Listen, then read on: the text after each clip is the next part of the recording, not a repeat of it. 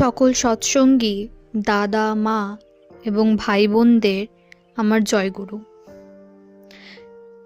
25শে অগ্রহায়ণ 1348 বুধবার এক দাদা শ্রী শ্রী ঠাকুরকে প্রশ্ন করলেন, মানুষের তো প্রবৃত্তির অন্ত নেই, তা নিয়ন্ত্রিত না হওয়া পর্যন্ত আমরা মিলেমিশে আপনার পথে চলব কিভাবে?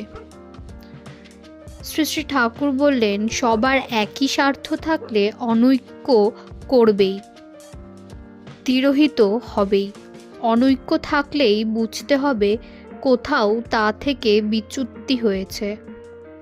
অনৈক্য খাঁটি অখাঁটির মধ্যে এবং অখাঁটি অখাঁটির মধ্যে উভয়ত আসতে পারে। মানুষ যারা তারা হয়, তাই তারা কপটতা বরদাস্ত করতে পারে না, সেখানে তারা রুখে দাঁড়ায়। কিন্তু ব্যক্তি হিসাবে কারও প্রতি তাদের এমনতর আক্রোশ থাকে না যে তাদের স্বভাব শোধরালেও তাদের নিয়ে তারা মিলেমিশে চলতে পারবে না। বরং মানুষকে পরিশুদ্ধ করে নেবার ঝোঁক তাদের মধ্যে প্রবল দেখা যায়। তাই খাঁটি ও অখাঁটির মধ্যে যে অনৈক্য, তার একটা সুষ্ঠু সমাধান হতে পারে। কিন্তু অখাঁটি অখাঁটির মধ্যে যে অনৈক্য, সে অনৈক্যের সমাধান দুরূহ।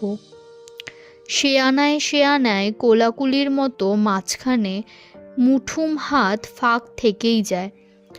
তাদের মধ্যে যে অনৈক্য, প্রকৃতির তরফ থেকেই তার একটা প্রয়োজন আছে।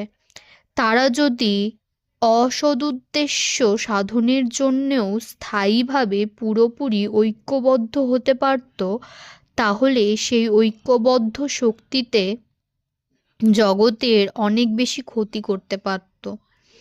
অবশ্য অনেক সময় যে তারা ওইভাবে সমশত্রু নিধনের জন্য ঐক্যবদ্ধ না হয় তা নয়, সেখানেও থাকে পরস্পরের প্রতি পরস্পরের সন্দেহ ও অবিশ্বাস। তাই সে মিতালি ধোপে টেকে না। আদত কথা আদর্শের স্বার্থ প্রধান হয়ে ওঠা চাই, তখনই সব নিয়ন্ত্রিত হয়। একটা প্রবৃত্তি স্বার্থ হয়ে উঠলে দেখেন না মানুষ কি করে।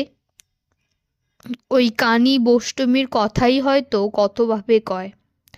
তার জন্য সব কিছু উপেক্ষা করে তাকেই সতী সাবিত্রীর আসনে বসাতে চায়। বুকখানা যদি একবার কাবেজ হয়, ইষ্টের মুখখানা অপরহ যদি চোখের সামনে ভাসে, তিনি যদি সবের বাড়া হন, তখন আপনা থেকেই বেয়ারাজা তা নিয়ন্ত্রিত হয়।